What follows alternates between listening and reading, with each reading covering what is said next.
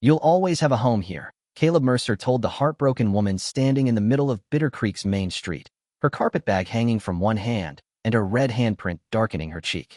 Forget what they think. Every porch fell silent. The noon sun hammered the town flat. Heat shimmered above the wagon ruts. Harness chains clicked. A saloon door swung once and settled. Dust moved through the light like smoke too tired to rise. No one spoke because everyone knew Elias Voss, and everyone knew what it meant when a man threw his wife into the street with her trunk behind her and half the town watching. Elena did not lower her head. That was the first thing Caleb noticed. Not the bruise. Not the trembling at the edge of her mouth. Pride. Wounded pride held upright by nothing but stubbornness and the last scraps of self-respect. It made her look less like a woman cast out and more like someone standing over the grave of the person she used to be. Elias climbed down from his wagon with whiskey in his eyes and violence still hanging around him like bad weather. She ain't your concern, blacksmith. Caleb stepped off the boardwalk and onto the white-baked street. You made her everybody's concern the second you laid hands on her in public. A murmur ran down the storefronts and died just as fast. Sheriff Dunn appeared in front of the jailhouse, old hat low, thumb caught in his belt, already looking tired of what had not yet happened. Widow Granger paused on the church steps with a sack of flour in her arms. Two boys near the water trough went still as fence posts. Bitter Creek loved scandal when it came wrapped in somebody else's pain, but this felt sharper. Final. A thing that would stain the day no matter how it ended. Elena looked at Caleb then, gray eyes bright with humiliation and fury. You don't owe me this, she said. No, Caleb answered. But I'm saying it anyway. Elias laughed once, harsh and mean. You think taking in another man's wife makes you noble? Caleb's jaw tightened. No, I think letting you break her in the street makes every man here smaller if we do nothing. That landed where fists could not. Men shifted along the boardwalk. One looked away. The wind pushed hot across the street, carrying the smell of dust, horse sweat, and the iron tang drifting from Caleb's forge at the edge of town. Somewhere behind him, metal ticked as it cooled. Strange how ordinary sounds stayed alive when trouble was choosing where to strike. Elias reached for Elena's arm. Caleb caught his wrist before he touched her. The movement was so quick half the town gasped after it was over. Elias swung with his free hand. Caleb turned and took the blow on his shoulder, then shoved him backward into the wagon wheel hard enough to rattle the spokes. The mule snorted and stamped. Sheriff Dunn shouted. Elena stumbled clear, clutching her bag to her ribs. Caleb did not punch Elias. He only held him there, one forearm pinned across the man's chest, until Elias understood brute anger had met something heavier than rage. Caleb had worked iron too long to mistake noise for strength. Done? Caleb asked. Elias spat near his boot. Take her in, then. Take her shame too. Caleb's eyes never left his. Then I'll put another plate on the table. That broke the silence at last. Low voices sprang up along the boardwalk. Fool. Improper. He's asking for trouble. Some came from men who feared inconvenience more than evil. Some came from women who had survived by obeying the rules and now defended the cage because it had become familiar. Sheriff Dunn forced himself between them. That's enough. He turned to Elena. You want to go with Mercer? The whole town waited. Elena stood very still. Her hand moved to the side of her carpetbag where a scrap of faded blue ribbon had been tied around something wrapped in cloth. Caleb saw her fingers linger there like she was touching a pulse only she could feel. I want a locked door, she said at last, her voice low but carrying across the heat. And one night where no one tells me what I belong to. Caleb nodded once. You can have that. He lifted her trunk before she could object. It was lighter than it should have been. Nobody left a life with all of it still intact. They walked through town together under the stare of every eye Bitter Creek owned. Caleb felt those looks between his shoulder blades like thrown pebbles. Elena walked straight back beside him, neither hiding nor hurrying, though her knuckles had gone white around the carpetbag handle. The air smelled of sunburnt pine boards, molasses from the mercantile, and the bitter smoke of his own forge. Halfway to the smithy, she spoke without looking at him. Why did you do it? Because I know what a thrown-out life looks like. She glanced up at him then, but did not ask what he meant. His place sat at the edge of town beneath two cottonwoods, and beside the blacksmith shop he had built with his own hands. Plain porch, water pump, stacked mesquite by the wall. No softness to it except shade and the promise of privacy. He opened the front door and carried the trunk inside. The house smelled of coffee grounds, leather oil, and last night's wood smoke. A tin-framed photograph sat on the mantel. His late wife, Ruth, straight-backed in Sunday dress, and beside her his little daughter Martha, smiling with one side of her mouth as if hiding laughter from the camera. Before Elena could see it clearly, Caleb turned the frame face down. Not from shame. From habit. Bed is yours, he said. There's stew in the pot and clean water in the crock. I'll sleep in the shop. Elena set down her carpetbag slowly. You don't even know me. No. Then know this first. She untied the blue ribbon and opened the cloth in her shaking hands. Inside lay a child's tiny brown boot, scuffed at the toe. They think Elias cast me out because I'm difficult. He cast me out because our son died, and he needed somewhere to bury the blame. Caleb looked from the boot to her face, and something old and sharp moved under his ribs. Before he could answer, a gunshot cracked outside, so close the window glass jumped. Then Elias's voice roared from the yard. Mercer, send her out, or I burn the place down with both of you in it. Caleb did not grab the rifle first. He crossed the room, slid the bolt across the front door, then turned back to Elena. She had gone pale, but not fragile. One hand clutched the little boot against her chest. The other hovered over the kitchen drawer where the carving knife lay. Take it, Caleb said. She did. Outside, boots scraped the dirt.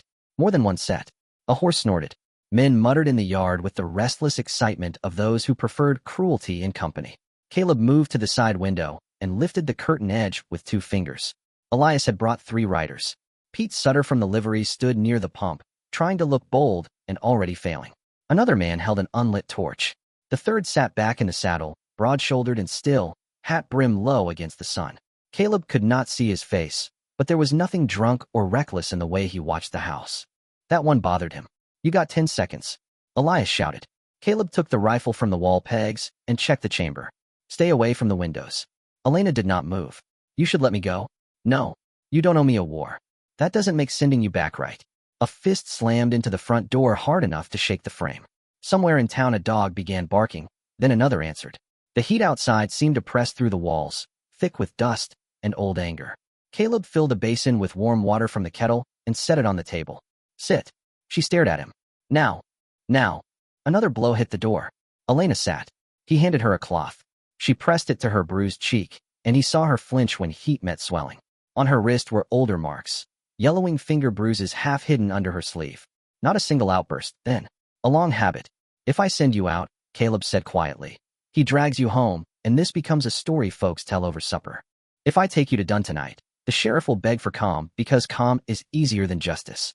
If I keep you here, the town decides I invited this. Elena looked down at the child's boot in her lap.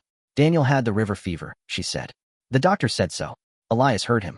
But when our boy died, he said a good mother would have known sooner. Said if I had watched him better. Her voice thinned and steadied itself. Grief made him cruel, and then cruelty became convenient. Caleb knew something about convenient blame. His daughter had drowned in spring flood while he was shoeing a ranch horse for extra pay. He had spent 5 years telling himself that if he had gone home sooner, if he had said no, if he had listened to some warning he never actually heard, the creek might have spared her. Grief always wanted a culprit. If it could not find one honestly, it built one. Elias kicked the door. 10. Next kick comes through. Caleb called back, and I start shooting knees. Silence answered him for a moment. Then Pete Sutter's voice. Come on, Mercer. Nobody wants blood. Then take your friend and leave. No one moved. A rock suddenly smashed through the side window. Glass sprayed across the floor. Elena flinched, then knelt immediately and began pulling the heavy table toward the broken frame. Caleb looked at her. You've done this before. She shoved the table into place with both hands. I've survived before. That settled something inside him. He made his choice right then, before fear could dress itself as reason. At dawn, he said, I take you to Red Mesa. Judge Holloway owes me a favor. He'll file papers, put you under court protection, and make this legal enough that Dunn has to grow a spine. Elena stared at him like hope itself had become dangerous. Red Mesa is 30 miles. Then we leave before sunrise. Outside, the broad-shouldered rider finally moved into better light. Amos Redden, foreman for the Bellcross Ranch. A man with too much money passing through his hands and too little conscience blocking it. Caleb felt the first cold warning then. This was no husband's tantrum anymore. This was pressure. Mercer, Amos called, voice smooth as planed wood. Town's already talking. Saying you've had your eye on her a while. Saying decent men don't interfere in another man's house. Caleb almost laughed. Then town can come say it to my face in daylight. The torch was lit. Smoke and pitch smell crawled through the heat. Elena stood with the carving knife in one hand and the rifle shells Caleb handed her in the other. Why would Amos care what happens to me? He doesn't. The answer came too fast, and they both heard what it meant. Another gunshot cracked from the yard, this one into the air. Somewhere down the road, thunder murmured beyond the ridge though the sky above Bitter Creek still burned white and dry. Caleb slipped out the back door, circled the pump house, and crouched in the shade of the cottonwoods. Sage scratched his boots. Sweat ran under his collar. From here, he could see the yard at an angle. Amos was talking low to Elias, not calming him, directing him. The sheriff arrived at last with his deputy, shouting for order, but Elias had grown bolder with an audience. He pointed at the house and raged about betrayal, seduction, stolen honor. The town did what towns always did when truth threatened comfort. It listened to the louder lie. Then Caleb saw Amos pass the torch to the man near the road and glance once toward the forge. Not the house, the forge. Caleb understood. If the shop burned and the town decided he had run off with another man's wife, his land could be had cheap. Widow claim still untangled. Taxes late from a bad year. No air. He stepped from the shadows and leveled the rifle. Drop it, Amos. The torch hit the dirt. Dun spun. Elias reached for his pistol. Caleb's barrel found his chest first. Lightning stitched white across the far ridge.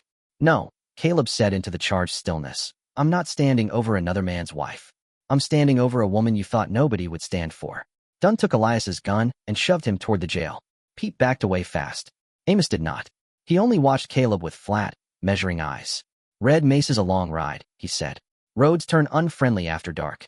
Inside the house, Elena opened the door just enough to look out, knife still in hand.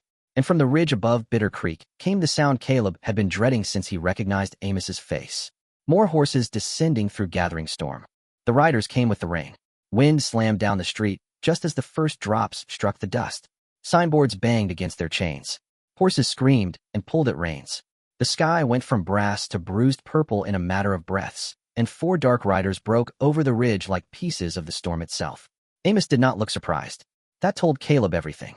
Dunn tried to force Elias toward the jail, but Elias twisted free and ran half-mad for the alley between the stable and mercantile. Pete followed him. Cowardice loved darkness. Inside, Caleb shouted to Elena. She stood under the porch eave with rain silvering her hair and the carving knife still in one hand. Who are they? Trouble with planning. One rider fired into the air, while another swung low and snatched the dropped torch from the yard. The flame guttered in the rain, but did not die. The men split as they entered town, one circling the house, 2 driving toward the forge, 1 angling for the porch itself. Caleb fired. The lead rider's hat flew off, but the man stayed in the saddle. Elena did not scream. She slashed the porch tether with the carving knife, and Caleb's old bay mare lunged free, smashing sideways into the second rider's horse. Leather cracked. A man cursed. The torch dropped in the mud. Backroom. Caleb barked. Instead, Elena ran inside, grabbed the spare carbine from above the mantel, and came back already feeding shells into the chamber with shaking but capable hands. Caleb saw it and felt something fierce and astonished rise in him. A shot tore through the porch post beside his face. Splinters stung his cheek. He tasted blood and wet pine. Then the forge burst into flame. Not all at once. First the sidewall, then the oil shelf, then the dry rafters over the quench barrel caught and sent orange fire climbing into the rain. The blacksmith shop lit up the yard in violent, hungry pulses. Caleb saw his anvil, the water trough, Ruth's old apron still hanging from its peg, and for one sick instant he was not standing in a storm, but inside every loss he had never properly buried. That moment almost killed him. A rider charged the porch. Elena fired before Caleb could. The shot struck the horse low in the neck. It screamed, reared, and threw the man sideways into the trough.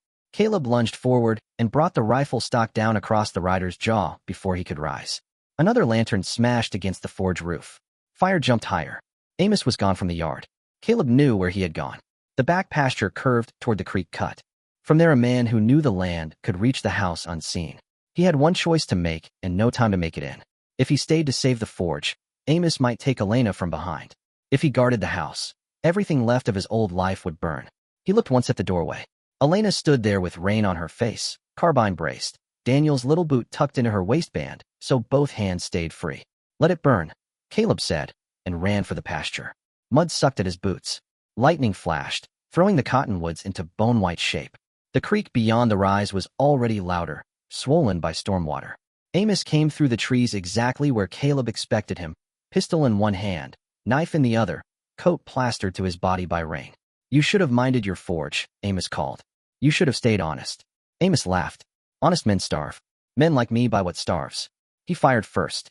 The bullet grazed Caleb's upper arm, hot and savage. Caleb hit him low, driving both of them into the mud. Knife hand, gun hand, elbow, breath. The old arithmetic of survival. Amos slammed a forearm into Caleb's throat.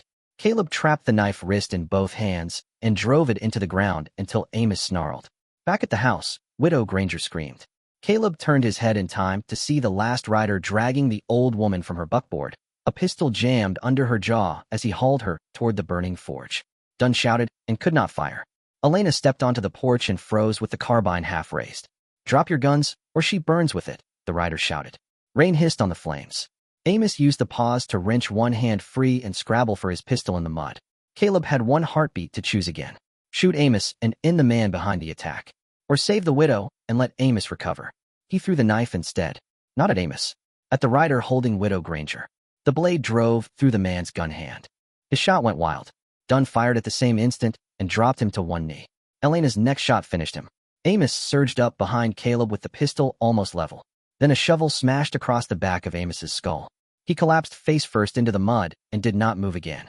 Caleb rolled over, gasping, and stared at the man standing there with both hands on the shovel handle. Elias Voss.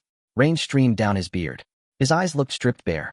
He told me it was just to scare you, Elias said, voice shaking. Said if the town ruined you, nobody would ask what really happened to Daniel. Caleb went still. What really happened? Elias looked toward the porch.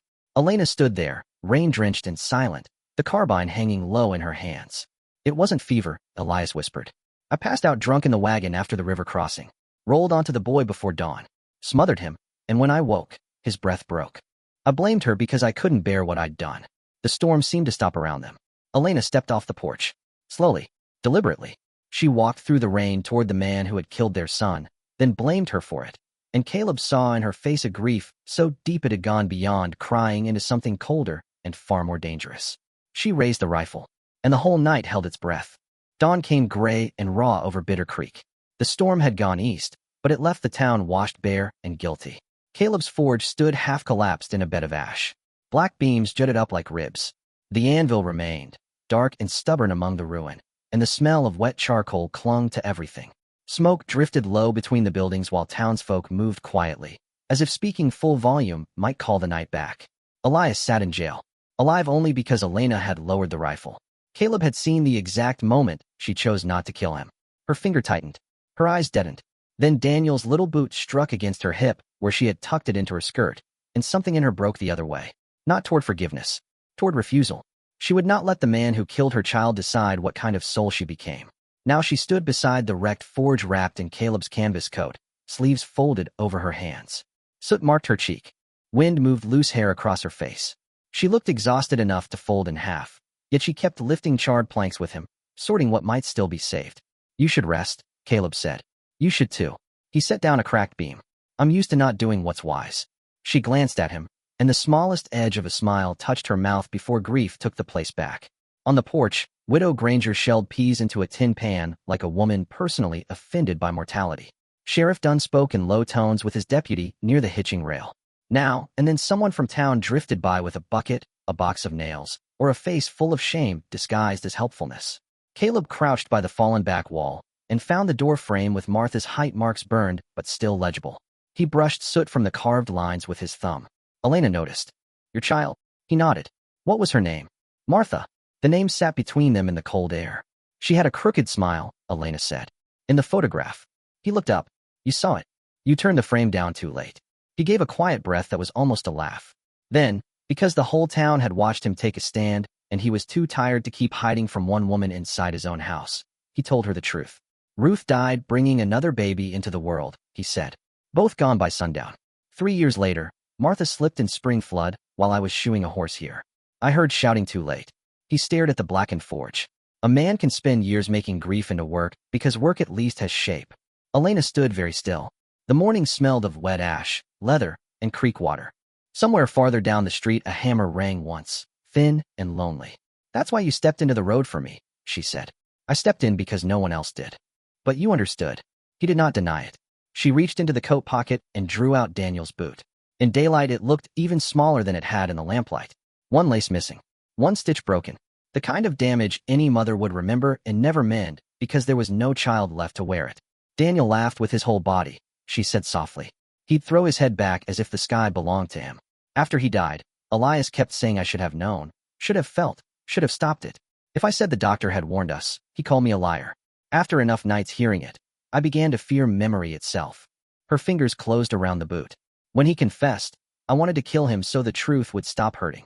Caleb rose slowly, his wounded arm stiff. Why didn't you?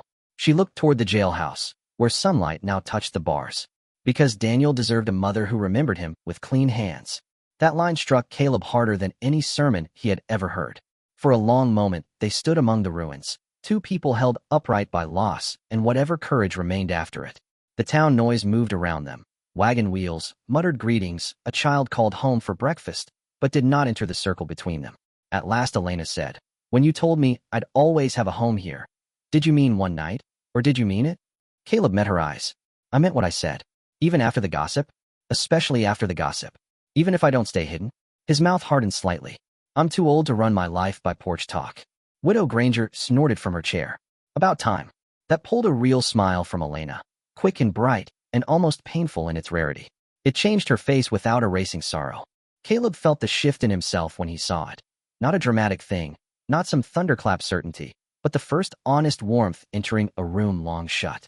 Later, inside the house, she lifted the tin-framed photograph from the mantel. Caleb did not stop her this time. "Martha looks like she knew secrets," Elena murmured. She did. Mostly about where she'd hidden jam biscuits. Elena touched the edge of the frame. "Would you mind if I leave this out?" "No." She hesitated, then untied the faded blue ribbon from Daniel's boot and looped it gently around one corner of the frame. Child beside child. Loss beside loss. Not replacement. Company. Caleb swallowed once. "My mother used to say," Elena whispered, "that a home isn't the place that never breaks. It's the place where broken things are carried together." He looked at her across the small room smelling of coffee, smoke, and drying clothes. "Then maybe this place still has some use in it." She stepped closer and lightly touched the bandage on his arm, asking permission without words. He let her. He had forgotten how gentle human hands could feel when they were not followed by goodbye. By afternoon, townspeople began arriving with boards, tools, and awkward offerings of labor. Some came from guilt, some from curiosity, a few, perhaps, from decency discovered late, but still worth something. Elena directed them without apology. Caleb worked one-handed and listened as Bitter Creek slowly learned the sound of her voice when it was no longer being shouted over. Near sunset, he found a clean board and carved two small marks low on it with his knife. Elena stood beside him. "What are those for?" "For the children who were here," he said, "and the home that still is." Her eyes filled, though she did not weep. Then the quiet broke. From the far road came the hard gallop of a single horse, and the deputy rode into the yard shouting before he had fully dismounted. "Mercer, court rider from Red Mesa. Judge Holloway says Bellcross men are riding tonight to kill every witness before dawn." They left Bitter Creek under a moon shaved thin as old silver. Caleb drove the wagon. Elena sat beside him with the ledger Sheriff Dunn had taken from Amos Reddin's room stacked beneath a tarp at her feet. Widow Granger rode in back with a shotgun across her lap and enough ammunition to shame a militia. The air smelled of damp earth, sage, and horse sweat cooling under the night wind. Judge Holloway's message had been simple. Get the books and the witnesses to Red Mesa before sunrise, or Jasper Kincaid would bury both. Before leaving, Caleb had gone once to the jailhouse. Elias sat on the bunk with his hands hanging between his knees and all the rage gone out of him. He looked smaller than he had in the street, smaller than he had in the yard, smaller even than his own guilt. "Why tell it?" Caleb asked through the bars. Elias stared at the floorboards. "Because when she aimed that rifle at me, I saw what kind of man still wanted to live after killing his own boy and blaming his wife." His voice scraped. "I got sick of him. That doesn't earn you mercy." "I know." Caleb left him there with the truth for company. Now the wagon rolled west through the wash road toward Red Mesa, wheels grinding over stone and drying mud. Elena kept one hand on the ledger stack and the other inside her coat pocket around Daniel's boot. She had gone quiet, but not frightened quiet. Focused quiet. "How many do you think will come?" she asked. "Enough." She glanced at his wounded arm. "Can you still shoot straight?" He looked at her. "Can you?" "Yes." "Then we'll do." That won him a faint smile. They reached Split Rock less than an hour before dawn. The wash narrowed between two stone walls jagged as broken teeth. Caleb felt danger there before he saw it. The horses felt it too. Their ears pitched forward. Their strides shortened. "Down," he said. The first shot shattered the lantern hanging beneath the wagon seat. Darkness swallowed the road. Caleb threw himself left and hit gravel hard enough to drive the breath from him. Elena rolled right behind a limestone shelf, dragging one ledger with her. Widow Granger answered the ambush with a shotgun blast and language fit to peel paint. Muzzle flashes winked along the ridge. 3 left. 2 ahead. maybe more below. Then Jasper Kincaid's voice floated down from the rocks, smooth and rotten. Mercer, you should have stayed a blacksmith. Shame to die over bookkeeping and a woman already discarded. Elena's shot snapped back so fast it clipped stone inches from the sound. I'm tired of men naming what they throw away, she called. Bullets cracked around the wagon. Caleb crawled to the lead horse, cut the trace, and slapped its flank. The animal bolted, dragging the tongue sideways and turning the wagon crosswise in the wash. Better cover. No retreat. Widow left shelf, he shouted. The old woman fired again. A man tumbled screaming from the rocks. Elena slid beside Caleb, dust in her hair, eyes sharp. There's a goat path behind that ridge. If I can climb it, I can get above them. Too exposed. So is waiting. He looked at her then and saw not the woman in the street, not the woman in his kitchen, but the full person she had always been under blame and fear. Strong. Exact. Capable. If he denied that now in the name of protecting her, he would only be repeating another kind of cage. Go on my next shot, he said. He rose enough to fire twice toward Kincaid's voice. Stone chipped. Men ducked. Elena ran low and fast, skirts in one fist, boots slipping once and catching. She vanished into the dark seam of the ridge. Kincaid laughed. You think courts care about right? Courts bend where money leans. Maybe, Caleb called back. But graves don't spend. Dawn slowly thinned the black at the edges of the wash. Widow Granger reloaded with terrifying calm. Caleb heard the scrape of Elena climbing somewhere above. Heard Kincaid shifting downslope, trying to circle toward the wagon and the ledgers. Then a rifle cracked from above him. Elena had reached the ridge. One of Kincaid's men pitched forward without a sound. Another spun toward her and fired wildly. Caleb shot that one through the shoulder before he could correct. Widow Granger dropped a third with her final shell and announced she was now officially offended. Kincaid realized too late that the books mattered more than the fight. He lunged down the slope for the wagon. Caleb met him in the wash. Kincaid threw a quick, clean punch, city-bred and prideful. Caleb took it on the jaw, stepped inside, and drove one fist into the man's ribs, then another into his throat. Kincaid staggered back against the wagon wheel, clawing for air and for the tarp covering the ledgers. You don't understand, Kincaid rasped. This land belongs to whoever can keep it.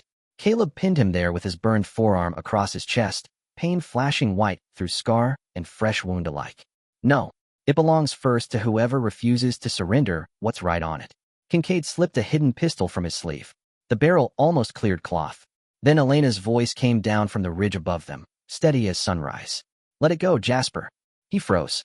She stood outlined against the first pale stripe of dawn, rifle leveled, wind moving through her hair. No shame in her now. No pleading. No borrowed permission. Only authority earned the hard way. Kincaid looked from her to Caleb and made the final mistake proud men always made. You won't shoot, he sneered. Elena's face did not change. No, but he will if you force him, and you'll die knowing a woman gave the last command. For the first time that morning, Jasper Kincaid believed the truth more than his own money. The pistol dropped from his hand. By sunrise, the surviving men were bound. Judge Holloway's deputies came hard from Red Mesa, following the court rider's trail back into the wash. Statements were taken. Ledgers opened. Names matched to debts, fires, and land theft. Bell Cross broke in public that day, not with gunfire, but with records no lie could smother. Weeks later, Elias confessed again in circuit court without bargain. Jasper Kincaid went east in chains. Bell Cross lost every fraudulent claim it had ever laid against Bitter Creek. Sheriff Dunn, having finally discovered a spine, saw the warrants served personally. Caleb rebuilt the forge with brick on the outer wall and wider windows facing the cottonwoods. Elena stayed, at first in the spare room, then at the table as if she had always known where the cups belonged. She opened a mending business from the porch and had a way of silencing gossip with one glance and one perfectly chosen sentence. Widow Granger declared her the best thing ever to happen to Bitter Creek besides rain in August. By spring, the house held laughter again. Not the old laughter. Nothing that precious ever returned in the same shape. But honest laughter. The kind that doesn't insult grief by pretending grief was never there. Caleb mounted the save board with the 2 carved marks beside the pantry door. Elena hung Daniel's blue ribbon around the photograph of Ruth and Martha, and later added a small framed pressed flower Daniel had once picked by the creek. The house grew fuller, not by replacing the dead, but by letting love make room for memory.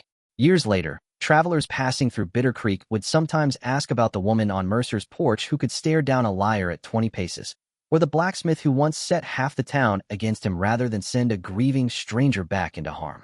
Folks would point them toward the cottonwoods at the edge of town. If the travelers were lucky, Caleb would tell them that shelter was not ownership, and courage did not always look like drawing a gun.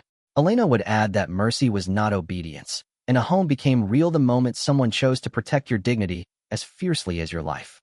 Then evening would settle soft over the yard. The forge would glow amber in the shop. Bread would cool in the window. Creek wind would whisper through the trees. And on the porch of the house she thought she had lost all right to deserve, Elena would stand beside Caleb with her shoulder touching his, while the last light stretched two long shadows across the dust and carried them, at last and completely, home.